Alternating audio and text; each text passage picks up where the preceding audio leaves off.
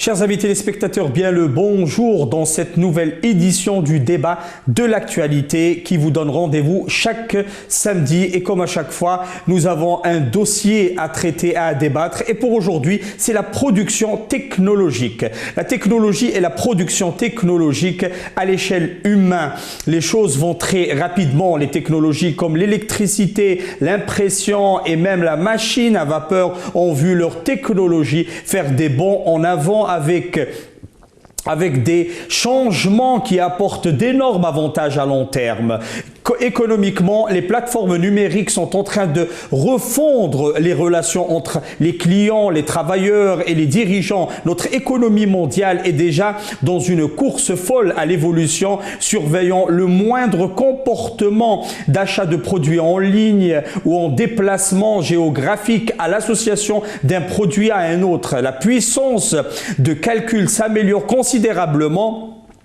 Et de plus en plus de personnes dans le monde participent à l'économie numérique. Et sans même le percevoir, le rôle des politiques dans l'économie a un rôle important dans l'avenir de chacun, surtout en faisant entrant les technologies. Il faut concevoir des politiques qui nous permettent d'exploiter pleinement les avantages de la révolution technologique et numérique, tout en minimisant la perte massive des emplois qui existent. Nombreux futurs métiers encore inconnus à ce jour qui sont liés à la technologie et qu'il faut déjà imaginer ce qui nous amènera en Algérie à devoir participer à cette évolution et révolution technologique en mettant notre grain de sel à ce monde. Mais est-ce possible actuellement? Et si c'est vrai, comment le faire et quelles sont les conditions et l'environnement approprié qui nous mettra en course dans ce monde? Et pour débattre de ce sujet, nous avons le plaisir de recevoir le Dr Souhil Gessoum, le président du syndicat national numérique et l'expert en technologie et numérisation. Bien le bonjour, Dr Gessoum.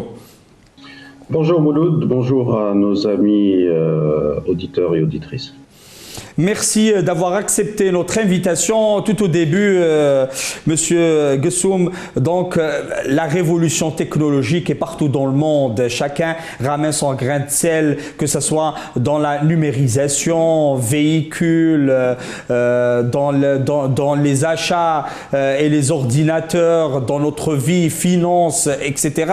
Donc, l'Algérie pourra-t-elle ou participe-t-elle déjà dans cette révolution? Alors oui, effectivement, Mouloud, nous voyons, il y a toujours eu dans l'histoire des bonds technologiques très importants, mais ces dernières années, la technologie fait vraiment office d'un développement très important. Donc nous avons un développement transversal, nous avons aussi un développement par vertical. Nous voyons des développements dans le healthcare, nous voyons des développements dans l'agritech, nous voyons des développements vraiment dans tous les domaines, tout azimut, de l'innovation à toutes les échelles, à tous les niveaux. Nous le voyons d'ailleurs dans notre vie quotidienne où nos habitudes sont en train de changer avec l'apparition de nouveaux concepts, numériques parfois, non numériques parfois aussi. Donc tout n'est pas que numérique. Les habitudes sont en train de changer grâce à la technologie, grâce à l'innovation. Et l'Algérie n'est pas en reste de cela. Donc en Algérie aussi, nous voyons beaucoup de choses évoluer dans notre quotidien. Nous voyons beaucoup de jeunes qui font des choses merveilleuses. Alors, s'agit-il aujourd'hui, ou plutôt il s'agit aujourd'hui de canaliser et de catalyser ce développement pour qu'il aille plus vite, pour qu'il aille à la vitesse du développement international et pourquoi pas pour que nous allions plus vite que la vitesse de développement international en termes de technologie et d'innovation. Monsieur Gessoum, dans ces conditions-là, beaucoup de pays sont en train d'en faire un marché extraordinaire, des milliards, des trillions de dollars qui sont liés à la vente de technologies, l'exploitation de technologies. Des pays comme le Japon traditionnellement, les États-Unis et maintenant même la Chine qui rentrent dans cette industrie. Maintenant, c'est des créateurs de technologies qui font faire dépendre beaucoup de pays d'eux-mêmes. C'est plus que de l'argent, c'est de la dépendance qui rentre même dans la sécurité nationale. C'est pour ça que il y a des pays qui essaient de créer un environnement propice à ce développement, à l'innovation technologique. Oui, absolument. Regardez, il y a quelques années, nous parlions de sécurité nationale en termes de blé, en termes de médicaments, en termes de lait. Aujourd'hui, nous parlons de sécurité nationale en termes de bande passante d'Internet. Imaginez, et nous l'avons vu, une coupure d'Internet coupe ou arrête le travail, arrête le développement, arrête l'innovation. Ça devient un problème de sécurité nationale. Donc, qu'est-ce qu'il faut faire pour que cette technologie soit au service de la sécurité nationale et surtout ne devienne pas un facteur bloquant au développement national et à la sécurité nationale. Donc, les deux sont liés. Nous comprenons parfois qu'il y ait certaines contraintes, qu'il faut qu'il y ait certains contrôles sur le développement de la technologie, sur la technologie elle-même, mais surtout pas, le contrôle ne doit absolument pas être un frein au développement, parce que c'est ce développement qui nous apportera plus de sécurité lorsqu'il est bien évidemment, je ne dirais pas bien contrôlé, mais nous dirons surveillé, comme dans tous les pays du monde. Plus simplement, Dr Gessoum, est-ce que au jour d'aujourd'hui, l'Algérie a les capacités intellectuelles et même techniques, on va dire les choses très simples, est-ce que l'Algérie peut-elle produire au futur proche ou loin ou moyen l'ordinateur algérien, avec un logiciel algérien, avec des plateformes qui sont de production, de création algérienne? Alors, il y a deux points dans votre question. Le premier point, c'est que l'Algérie dispose de capacités intellectuelles non discutables. Donc, je dirais même que nous sommes... allez, je vais m'aventurer un peu. Nous sommes parmi les meilleurs au monde en termes de capacité intellectuelle et en termes de ressources humaines disponibles pour le développement de la technologie. Cela est un fait. Personne ne peut le nier. Maintenant, est-ce que nous allons mettre cette capacité intellectuelle au service du développement? C'est ce qui devrait être fait. Malheureusement, ce n'est pas le cas tout le temps aujourd'hui. Alors, votre deuxième partie de votre question, pouvons-nous avoir un ordinateur algérien? Et ma réponse est claire. Pourquoi voulons-nous avoir un ordinateur algérien? Il y a des pays qui produisent en une journée ce que l'Algérie assemble pendant toute l'année ou ce que l'Algérie consomme pendant toute l'année en termes d'ordinateurs. Imaginez cette économie d'échelle dont bénéficie cette société qui produit en une journée ce que nous consommons en une année. Comment allons-nous pouvoir concurrencer cette entreprise? Maintenant, là où nous pouvons être plus forts, c'est aller vers des technologies plus récentes, nous implémenter sur ces technologies, les améliorer et apporter notre savoir-faire dans ces technologies pour pouvoir les greffer sur ces ordinateurs ou sur ces serveurs ou sur ces modules de sécurité. Donc, n'allons pas sur des technologies que les gens maîtrisent depuis plus de 20 ans, maîtrisent parfaitement et développent chaque semaine, chaque jour, chaque mois. Nous ne pouvons pas concurrencer ces gens-là. Nous pouvons aller les chercher dans d'autres domaines que eux ne maîtrisent pas parfaitement. Et là, nous pourrons être disponibles et efficaces, et je dirais même efficients, en termes d'avantages compétitifs par rapport à ces pays. Monsieur Gessoum, peut-être dans ce point précisément, on peut prendre l'exemple chinois qui est passé, on va dire, d'un copieur à un innovateur dans le domaine, par exemple, de la téléphonie, qui qui pourrait prédire ou pouvait prédire que la Chine ou la marque chinoise Huawei, par exemple, peut aujourd'hui peser et pèse aujourd'hui devant les géants ou le géant américain. Donc la question de créer cet ordinateur algérien n'est pas lié forcément à l'ordinateur en lui-même, mais c'est de faire valoir ce savoir-faire, de créer quelque chose qui est algérien et peut-être d'y aller avec dans les marchés internationaux. Oui, alors regardez, Huawei n'a pas commencé hier, Huawei n'a pas commencé il y a une année. Je me souviens avoir visité le centre de développement de Huawei à Guangzhou. En Chine, c'était il y a déjà 15 ans. Et le complexe était déjà énorme, c'était déjà un complexe de la taille du complexe de Microsoft à Seattle ou de la taille de Google qui déjà à l'époque s'affirmait et se confirmait en tant que leader mondial dans les moteurs de recherche. Donc Huawei n'est pas né d'hier, Huawei a vécu tout un développement pendant des années. Mais regardez, il y a une analogie qui pourrait être intéressante. L'Inde est restée dans le développement de logiciels. L'Inde est l'un des acteurs majeurs dans le développement soft. Pourquoi? Parce qu'ils ont un avantage compétitif par rapport au coût de leurs ingénieurs et par rapport aussi au savoir-faire de leurs ingénieurs dans ce domaine. Donc ils excellent dans ce domaine, ils continuent à développer dans ce domaine et ils continuent à faire valoir leur avantage compétitif dans ce domaine. Les Chinois, eux, sont beaucoup plus dans la technologie, je dirais dans la technologie hardware, même si ces dernières années, ils commencent à s'affirmer dans la technologie soft aussi.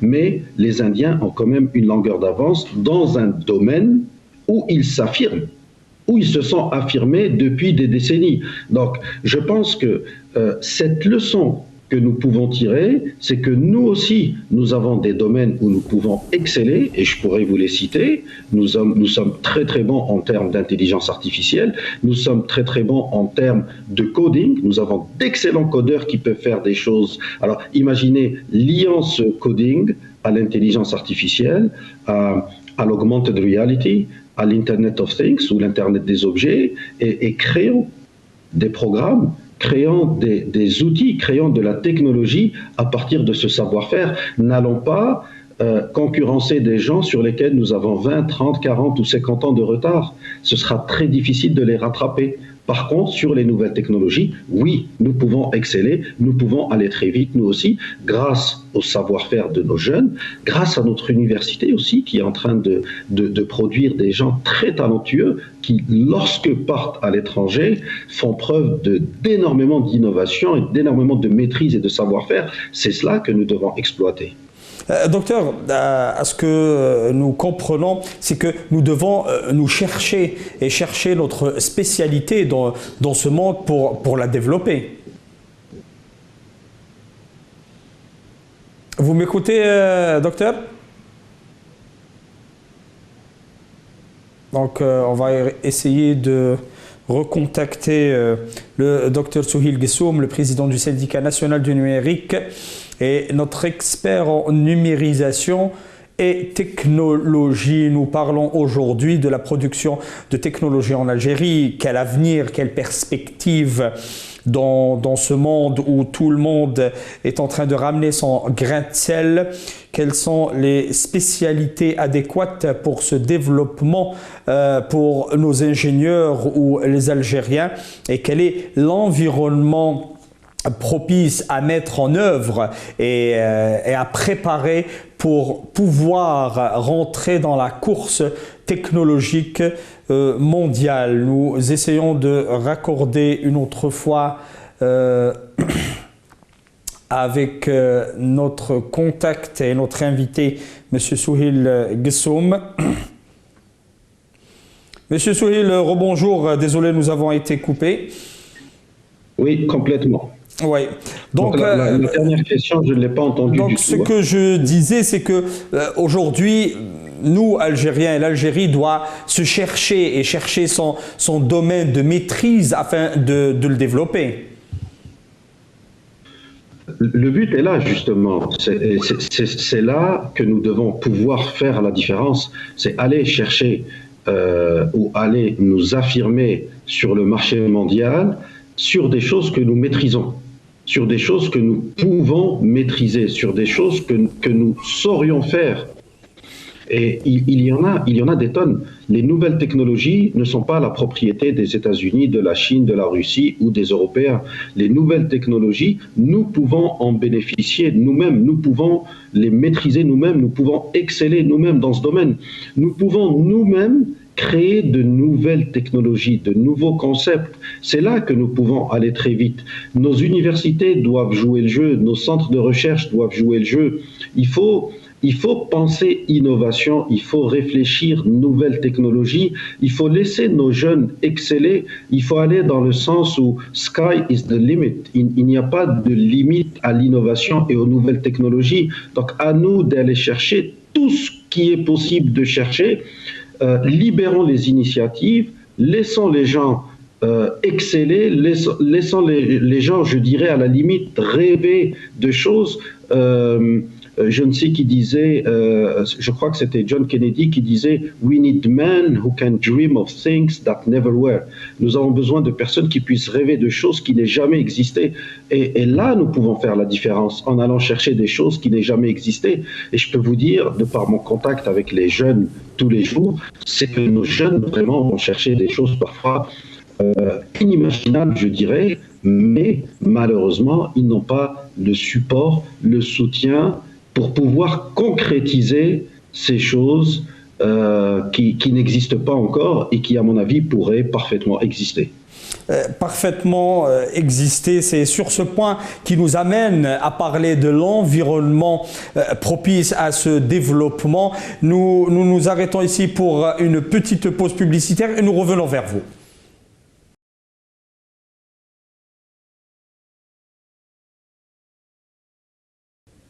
Chers amis téléspectateurs, rebonjour dans cette deuxième partie du débat de l'actualité et qui est consacrée au dossier de la production technologique en Algérie. Quel avenir, quelle perspective à cette production technologique? Est-ce que l'Algérie pourra-t-elle un jour ramener son grain de sel à l'évolution et la révolution que connaît le monde? Et toujours avec notre invité en direct par Skype, le Dr Souhil Gessoum, le président du syndicat du numérique et l'expert en numérisation et technologie. Bonjour, Monsieur Gessoum. Bonjour, Simoud. Docteur, nous parlions d'environnement. Nous nous sommes arrêtés à un certain environnement qu'on doit créer. Nous avons donné l'exemple, et vous avez cité l'Inde, ou bien vous avez cité bien le modèle Huawei en Chine. C'est des stratégies qu'il faut mettre à long terme. Il faut commencer tout un travail de la base. Oui, alors je disais aussi qu'il fallait libérer les initiatives et je pense que tout développement technologique ne saurait se faire si nous ne libérons pas les initiatives. Alors regardez, il y a de très très bonnes choses qui ont été faites ces derniers mois, ou on va dire ces 2 dernières années. Donc il y a eu un ministère des startups qui a été mis en place. Nous voyons que le ministère de startups est en train d'encourager l'innovation, est en train d'encourager le développement de startups et donc le développement de nouvelles technologies. Cela est un chemin vers la production, on va dire, de technologies. Il y a eu aussi une amélioration de la bande passante. En termes numériques, ceci est très important. Même si la bande passante reste, nous allons dire, globalement, je n'ai pas envie d'utiliser le terme faible, mais globalement pas assez forte. Donc il y a encore du travail à faire, mais nous devons quand même reconnaître qu'il y a beaucoup d'efforts qui ont été faits depuis une année, 18 mois environ. Alors tout cela constitue des éléments qui favorisent l'innovation et le développement de la technologie. Là où nous avons encore beaucoup de travail à faire, c'est ce que j'appellerais la surrégulation du domaine des technologies de l'information, mais aussi des technologies tout court. Donc, surrégulation, ça signifie quoi? Ça signifie qu'à chaque fois que vous voulez franchir une étape, vous avez besoin d'une autorisation. Et cette autorisation n'est pas une autorisation en ligne que vous obtenez en quelques minutes, en quelques heures, en quelques jours ou même en quelques semaines, mais ce sont des autorisations qui peuvent prendre des mois, voire des années. Alors, lorsque nous parlons de technologie, la technologie elle-même, c'est quelque chose qui est basé sur la vitesse, donc qui crée de la vitesse, qui crée une accélération des décisions. Si nous devons, pour chaque étape, attendre des mois, parfois même, je disais, des années pour obtenir une autorisation, cette technologie ne verra jamais le jour, parce que nous avons des voisins, nous avons un environnement international qui, lui, va très très vite. L'idéal, ce serait quoi? Ce serait de mettre cette technologie au service du développement national, mais aussi au service de la sécurité nationale, parce que j'essaie parfois de comprendre la régulation ou la surrégulation. La surrégulation est due au fait que nous devons faire attention à la sécurité nationale. Tout à fait normal, tout à fait acceptable, c'est même légitime. Alors, pourquoi ne pas concilier les deux? Pourquoi ne pas mettre cette technologie au service de la sécurité nationale et mettre aussi la sécurité nationale au service de la technologie? Ça veut dire encourager cette technologie et bien évidemment garder un œil sur le développement de cette technologie. Mais surtout, ne pas tout contrôler en amont et tout bloquer en amont, parce que cela, tout simplement risque d'affecter le développement technologique. Et si nous affectons négativement ou nous impactons négativement le développement technologique, c'est notre sécurité nationale qui sera impactée, parce que nous serons toujours dépendants de l'international en termes de développement technologique. Je ne sais pas, est-ce que vous saisissez mon idée? J'espère avoir été assez clair dans ce domaine. Donc c'est très très clair. Ce qu'on appelle, c'est les freins bureaucratiques généralement qui freinent ce genre de développement. C'est l'un des principaux environnements qu'il faudra améliorer. Et il y a un deuxième environnement, Dr Gessoum, c'est l'environnement de la formation. Est-ce que la formation aujourd'hui en Algérie permet ou ouvre les perspectives à l'innovation? Alors, je citais les points positifs qui ont eu lieu ces 2 dernières années ou ces derniers 18 mois. J'ai omis de citer un point très important aussi, c'est le développement de la recherche scientifique dans les universités, et aussi le partenariat créé entre le ministère de l'Enseignement supérieur et de la recherche scientifique avec la Confédération algérienne du patronat citoyen. Il y a un accord qui a été signé pour promouvoir les échanges ou les développements technologiques entre l'université et l'entreprise. Cela est une étape très importante dans le développement, parce qu'il n'y aura pas de développement technologique sans l'entreprise, et il n'y aura pas de développement technologique sans l'université et la recherche scientifique au sein de l'université. Alors, comment faire en sorte que la recherche et développement deviennent une réalité au sein de l'entreprise algérienne? Ce genre de partenariat permet cela. Maintenant, faut-il créer aussi des incitations à la R&D, à la recherche et développement pour l'université, donc pour l'entreprise, donc des incitations fiscales? Cela est très important, même si il y en a eu depuis quelques années très très mal appliquées. Je vais vous citer un exemple. Dans mon entreprise, nous avions été contrôlés fiscalement. Et nous avions des ingénieurs qui étaient payés dans le cadre d'un projet de développement d'une application, et nous avions fait valoir donc une certaine incitation fiscale. Cette incitation fiscale a été refusée par les contrôleurs, nous disant que le développement d'une application n'était pas de la recherche et développement, alors que c'était une application dans un domaine absolument innovant. Donc vous voyez, il y a une misconception, ou il y a une non-compréhension, miscomprehension. Il y a un manque de compréhension de ce que peut être la recherche et développement pour le domaine de la technologie avec l'environnement actuel. Je parlerai normalement notamment de l'environnement fiscal qui doit s'adapter à ce genre de développement de la technologie au sein de l'entreprise. Donc oui, il y a un travail qui est fait. Pour revenir à la formation et à votre question, alors il y a les universités quand nous avons quelques milliers d'universitaires qui arrivent chaque année issus de tous les domaines technologiques, c'est qu'il y a un travail de fond qui est fait. Il y a aussi, et je peux vous l'affirmer et le confirmer, il y a une qualité qui arrive qui est parfois excellente, mais assez brute. Donc cette qualité a besoin d'être façonnée par le monde du travail, par le monde de la recherche et du développement, encadrée par des chercheurs qui ne soient pas que des chercheurs académiques, donc dans le domaine purement académique, mais qui soient des chercheurs liés au monde réel, au monde de tous les jours. Et c'est de cela que nous avons besoin. Si nous arrivons à associer ces jeunes qui sortent de l'université à des chercheurs issus du monde réel, du monde du travail, si nous arrivons à associer ces deux secteurs dans un cadre recherche scientifique, eh ben, je vous assure que nous pourrons réaliser des merveilles et aller très très vite en termes de développement. Docteur Guessoum, nous ne devrions pas aller vers des pôles spécialisés pour les entreprises ou même des laboratoires de recherche comme l'ont fait beaucoup de pays. On trouve des villes qui sont spécialisées en technologie. Certains experts disent que créer de la proximité entre les entreprises dans les mêmes domaines va créer de la concurrence et du développement continu. Ce que vous dites est tout à fait vrai, Simouloud. Donc, regardez, si nous voulons parler de développement dans le domaine de la technologie de l'énergie solaire, eh ben, il est clair que nous devons mettre en place un centre de recherche quelque part dans le sud où le rayonnement est le plus fort pour pouvoir faire bénéficier les chercheurs des conditions adéquates pour faire de la recherche.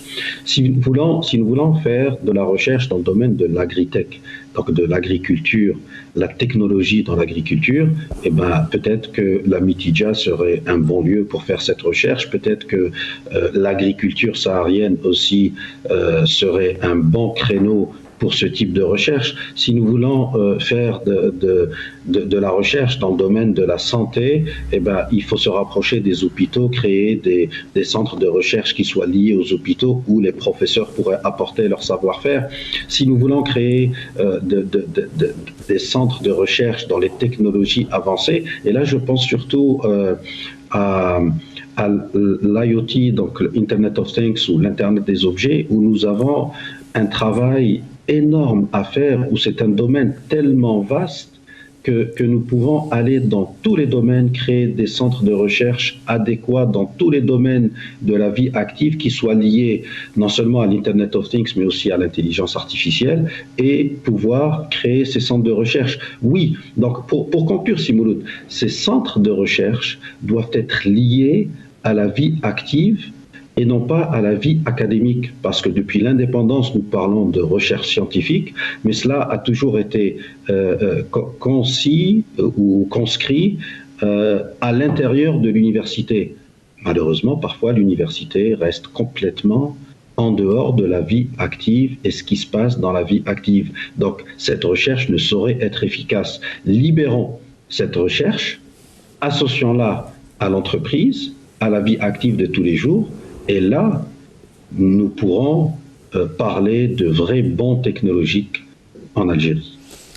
Docteur Guessoum, dans un autre point, comment pourrions-nous faire la relation ou la liaison exactement entre l'université et la vie active? D'ailleurs, c'est le point faible ou le point essentiel dans tous les domaines. Au jour d'aujourd'hui, l'Algérie a du mal à faire cette liaison.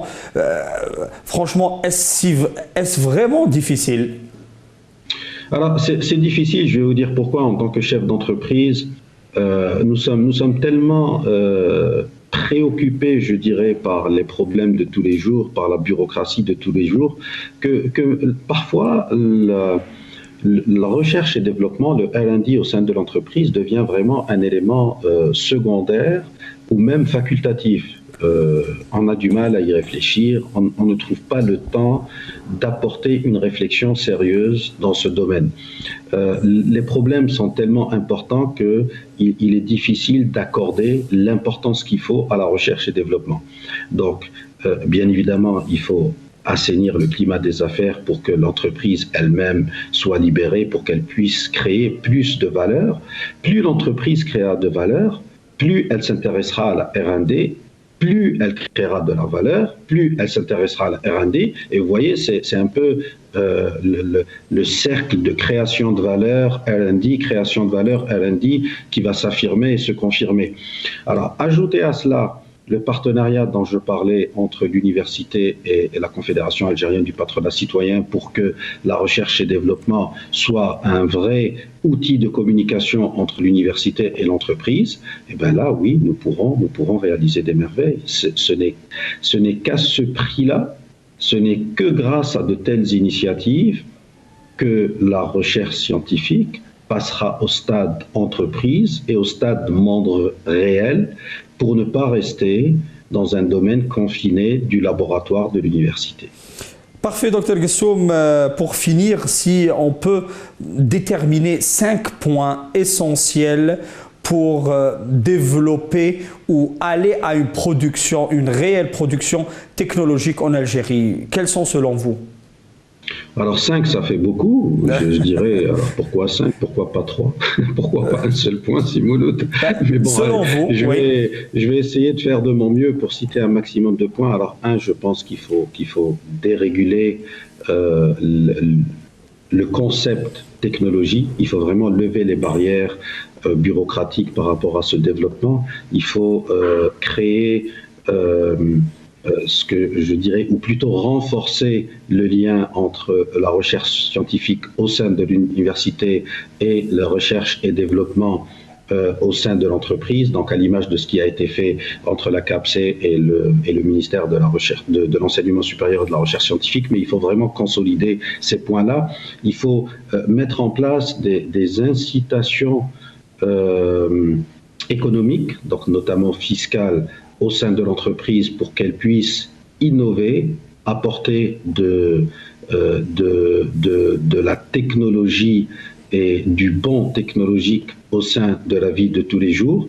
Je citerai un autre point qui, à mon avis, semble très très important. Je le cite en 4e, mais peut-être qu'il aurait dû être cité en 1er ou même en 2e.